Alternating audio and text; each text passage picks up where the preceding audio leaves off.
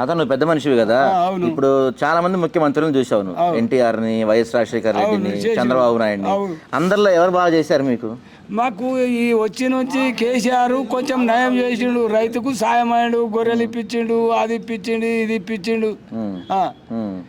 ఆయన చేసిన పింఛనే వస్తున్నది. వీడు కాంగ్రెస్ గెలిచిన తెల్లారు 100 రోజులలోనే నీకు 4000 పింఛన్ ఇస్తా, నీ భార్య 60 ఏళ్ళు ఉంటే నీ భార్యకి ఇస్తాం, నీకు ఇస్తాం అంటే మేము ఎలక్షన్ వేయకముందు ఏమనుకున్నాం, అరే 4000 నాకు వస్తాయి, 4000 నా పిల్లడానికి వస్తాయి, కూర్చొని బతికినా నేను బతుకుతా అని ఆలోచన ఉండే.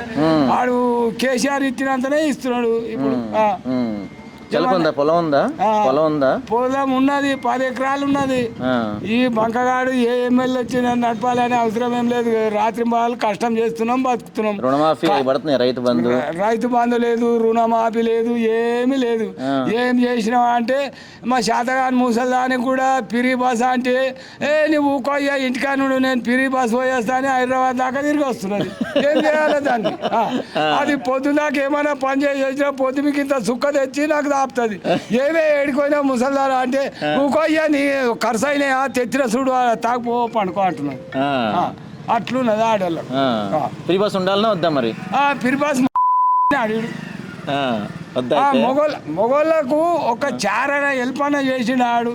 సనక రైతుకు ఆ ఆడవాళ్ళకే హామీ ఇచ్చిండు. మధ్య రైతుకి ఏమని ఇచ్చిండా? పెన్షన్ వస్తున్నా? పింఛన్ వస్తున్నది, పెంచింది రావట్లా.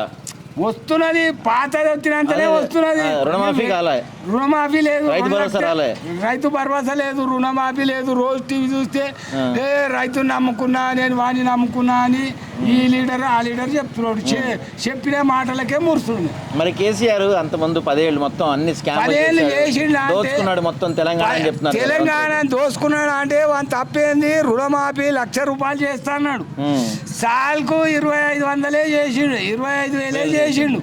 ఒక్కపారి తీసేసి నీకు ఈ హోటల్లో భోజనం మంచిగా లేదు, ఇంకా ఆ హోటల్లో తినిపిస్తా అన్నాడు.